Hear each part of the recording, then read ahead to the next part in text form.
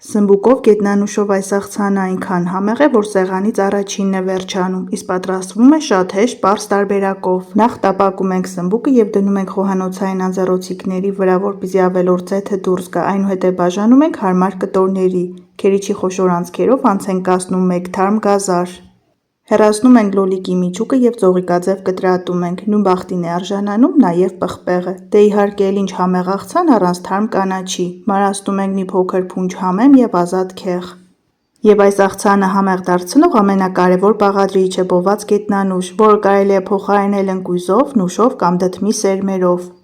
Ավելացնում ենք կտրտած մարինացված ձունկ, համեմում ենք աղով և սև պղպեղով, 2 ճաշի գդալ թթվասեր կամ մայոնեզ, 1 ատամիկ սխտոր և այս ամենը տեղը տեղին մի լավ խառնում ենք, որպեսզի համերը միախառնվեն։ Վերջում զարդարում ենք գետնանուշով և վայելում ենք, սա իսկապես չափազանց համեղ աղցան է, փորձեք վստահ եմ շատ կհավանեք։